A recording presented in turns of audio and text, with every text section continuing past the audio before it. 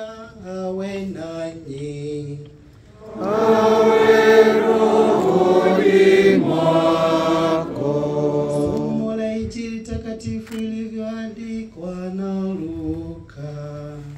Utukufu kwako e Bwana.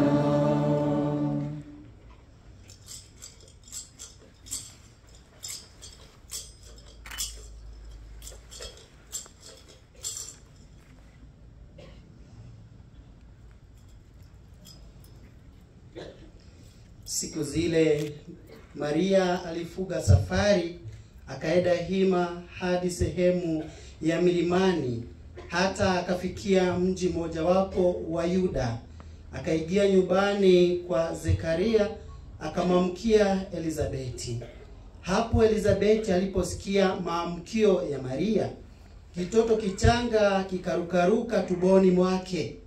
Naye Elizabeti akajazwa Roho Mtakatifu, akapaza sauti akasema, umebarikiwa kuliko wanawake wote, na mzao wa tumbo lako amebarikiwa. Kutoka wapi imenifikia heshima ya kutembelewa na mama wa Bwana wangu?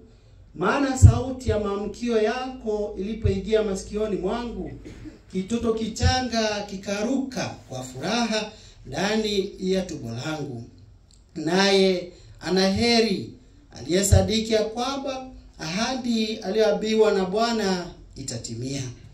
Maria akasema, moyo wangu wamtukuza Bwana, na roho yangu imeshangilia katika Mungu mkombozi wangu, kwa kuwa ameangalia unyonge wa mtumishi wake. Tazama, toka sasa vizazi vyote wataniita mwenye heri, kwa maana amenitendea makubwa aliye Mwenyezi, na jina lake ni takatifu.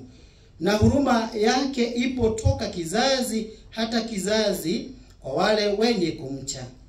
Ameonyesha enzi kwa mkono wake, amewatawanya wenye kiburi mioyoni mwao. Amewaondosha wenye enzi katika kiti, amewakuza wanyonge.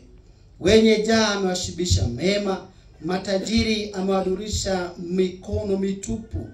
Amemsaidia Israeli mtumishi wake, akiikumbuka huruma yake, kama alivyowaambia baba zetu Abrahamu, na uzao wake hata milele.